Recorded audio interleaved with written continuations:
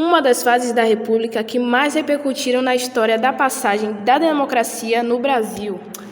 Várias revoltas, polêmicas, pensamentos, consequências na sociedade atual. Tudo isso você verá hoje. Bom dia, boa tarde, boa noite para você, telespectador. Me chamo Mayuri. Fabrício.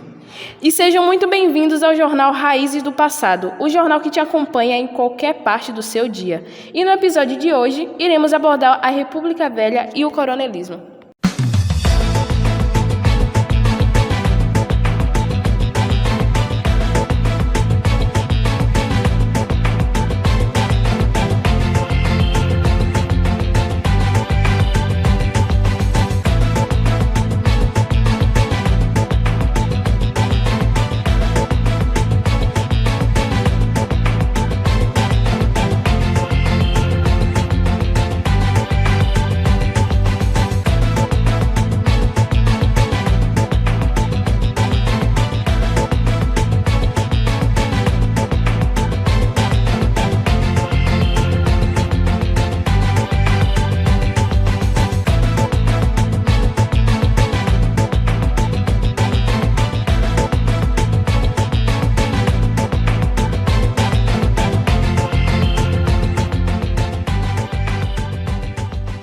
Bom, aos leigos que não sabem o que é República Velha, a República Velha foi constituída pelo golpe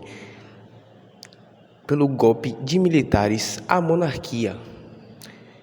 Com isso, deu início à nova República de 1889 a 1930, em 15 de novembro. Essa primeira etapa, de 1889 a 1904, é constituída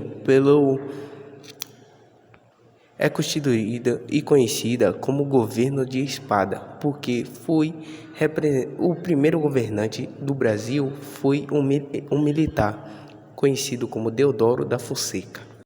A segunda parte é constituída pela oligarquia, onde temos a representatividade do café com leite, onde é escolhido a cada 4 anos um presidente de uma das regiões, que seria Minas Gerais e São Paulo, onde São Paulo tinha como fonte de economia o café e Minas Gerais o leite.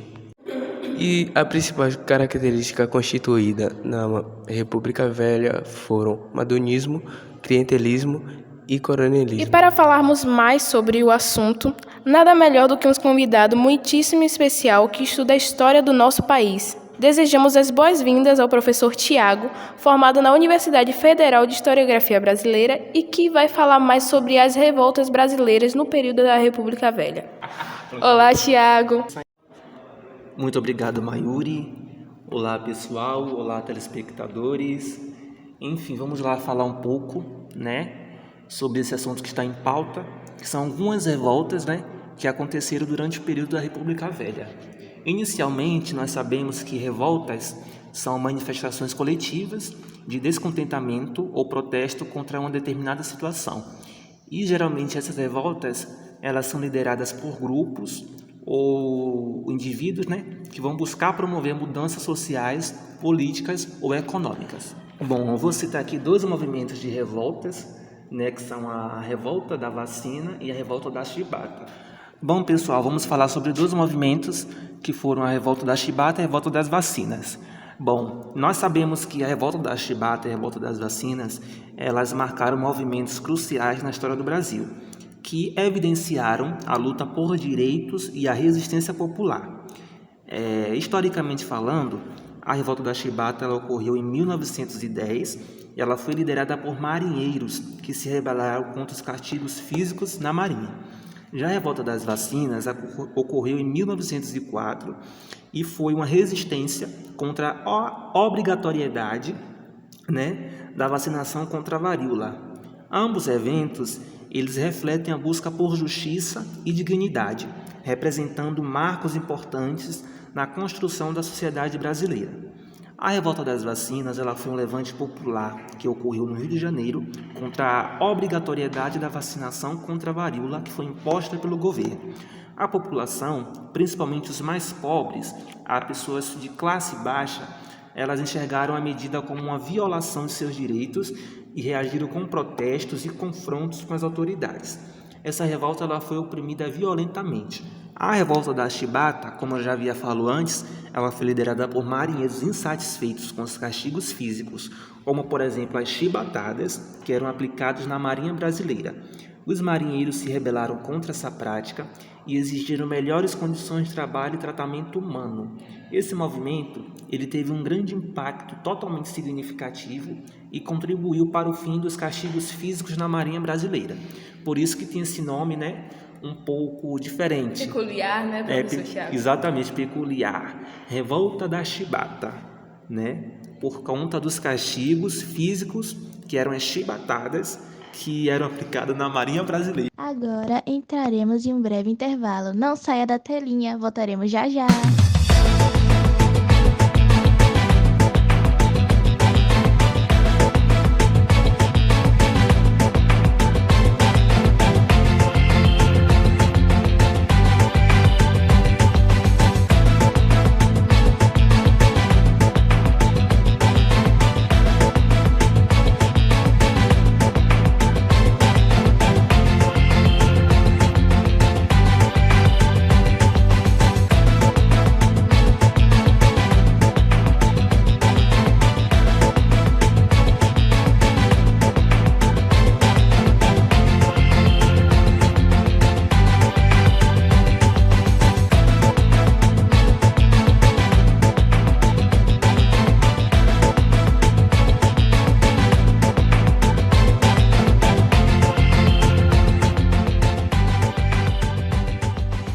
Bom, pessoal, como eu já havia dito antes, eu vou repetir aqui para os telespectadores, né, que ligaram agora no canal, só repetindo brevemente. Então, o que acontece? A revolta das vacinas, ela foi liderada por grupos populares insatisfeitos com as condições precárias de saúde e a falta de informação sobre a vacinação e a abordagem truculenta do governo na implementação das medidas. Os confrontos foram intensos, com manifestantes destruindo postos de vacinação e entrando em confronto com a polícia.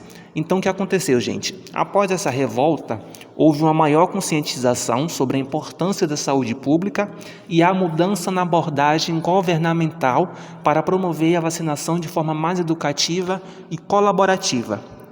E durante a revolta das vacinas, o governo brasileiro, que em outrora era liderado pelo presidente Rodrigues Alves, implementou uma campanha de vacinação obrigatória contra a varíola. No entanto, a população enfrentou uma grande resistência devido à falta de informação sobre os benefícios da vacina e a forma autoritária, como as medidas que foram impostas.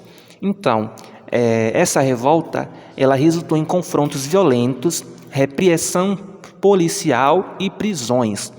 E após esse movimento, houve uma maior conscientização sobre a importância da vacinação e uma mudança a respeito da abordagem governamental para promover a saúde pública de forma mais inclusiva e participativa.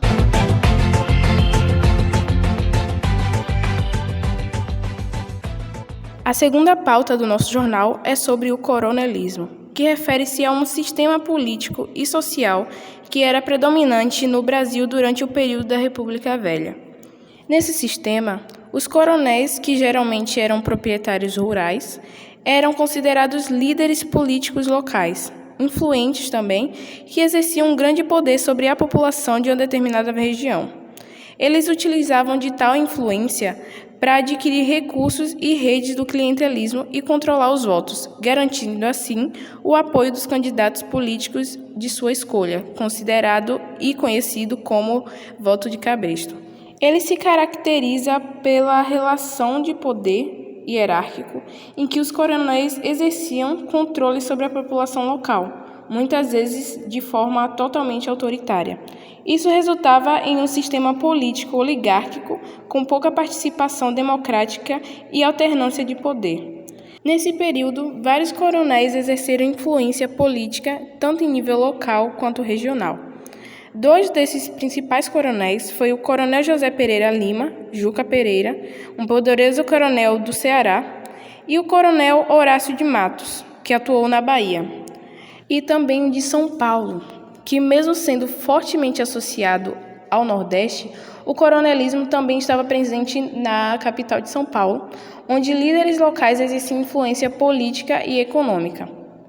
O fim do tal período veio com a Revolução de 1930, em que Getúlio Vargas assumiu o poder e marcou o início de uma nova fase da política brasileira.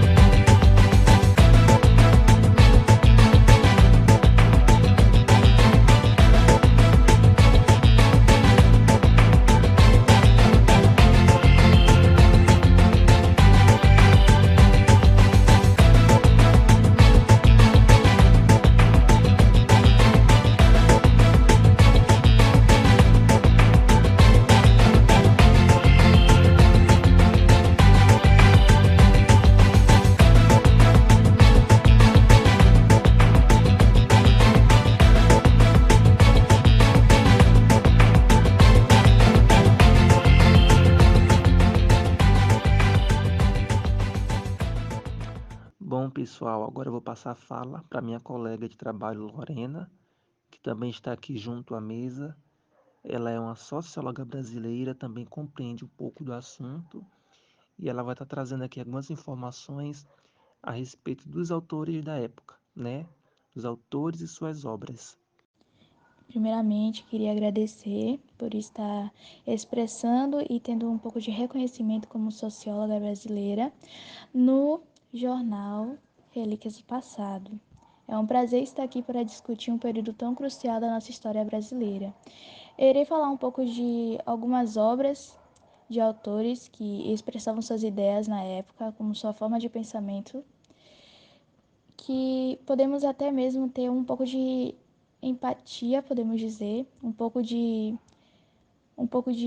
conhecimento obtendo pela forma de pensamento das pessoas daquela época.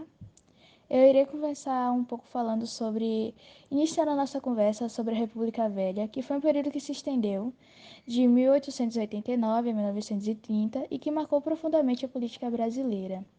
Dois autores que capturaram as complexidades desse período em suas obras foram Euclides da Cunha e Lima Barreto. No livro Os Sertões, Euclides da Cunha escreveu: "O sertanejo, antes de tudo, é um forte, e nisto, antes de tudo, é um homem." Essa frase destaca a força e a resiliência das comunidades sertanejas, que também aponta para a falta de representatividade política que as afetava. Lima Barreto, por sua vez, no livro Triste Fim do Policarpo Quaresma, nos oferece uma visão satírica das contradições da República Velha. Ele escreveu: "O Brasil não é um país sincero." Essa frase icônica reflete a decepção de muitos brasileiros com a política e a corrupção da época. Agora eu irei falar um pouco também sobre o coronelismo, duas obras que foram muito famosas na época,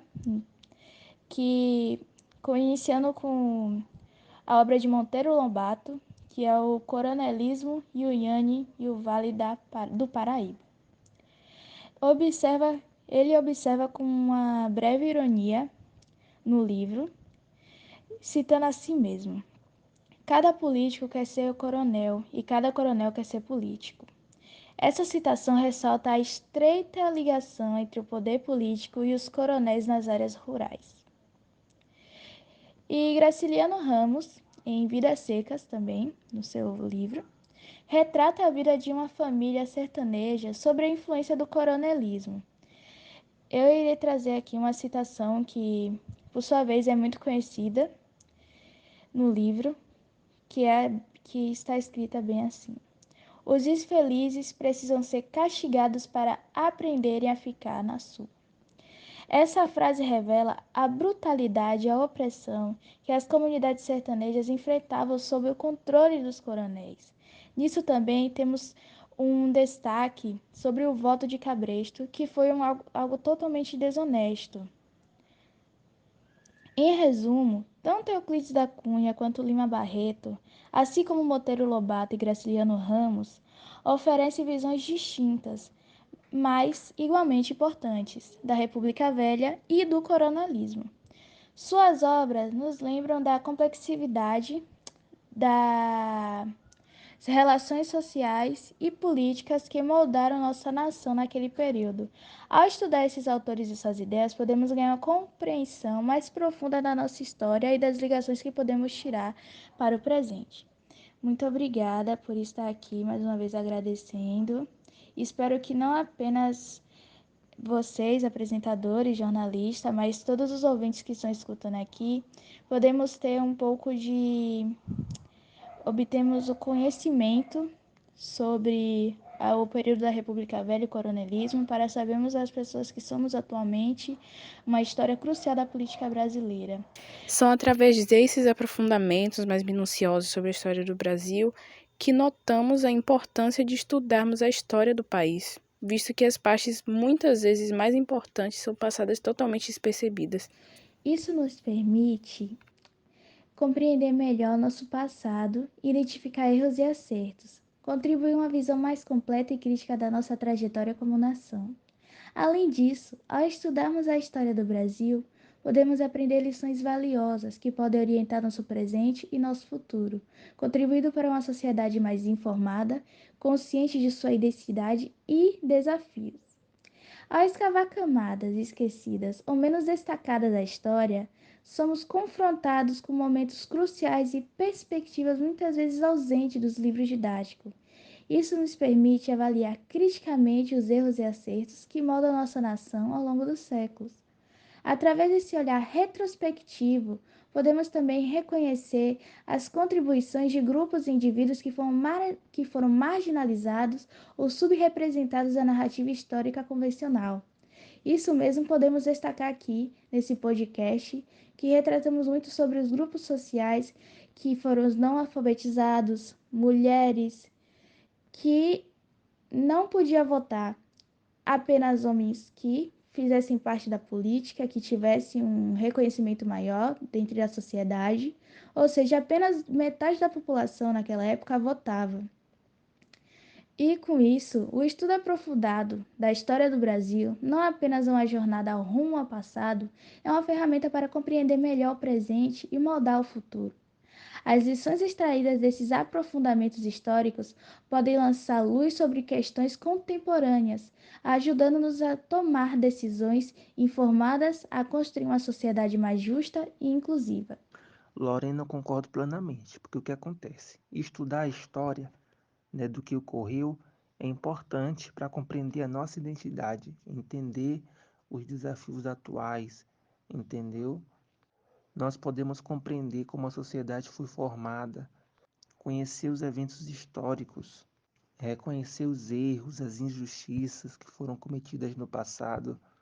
Nós podemos entender, né, o passado e através desse entendimento nós podemos refletir sobre as lições aprendidas e nós podemos buscar construir um futuro mais inclusivo, igualitário e democrático para todos os brasileiros.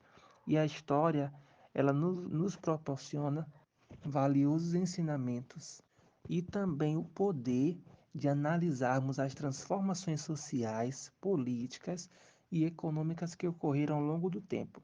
Nós podemos compreender as lutas, as conquistas, os desafios que foram enfrentados por diferentes segmentos da sociedade, como os trabalhadores, as mulheres, os movimentos sociais e a minoria das pessoas também.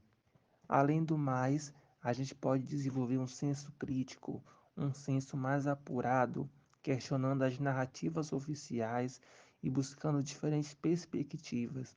Isso aí vai nos ajudar a evitar a repetição de erros do passado e fortalecer a democracia. Enfim, gente, estudar a história é totalmente fundamental para compreender o presente, né? Se a gente quiser compreender o presente, sabe? A gente tem que voltar ao passado. Bom, pessoal, é com essa reflexão da socióloga Lorena e do professor Tiago que terminamos o nosso jornal por aqui. Até a próxima e tenha uma boa noite, uma boa tarde ou um bom dia.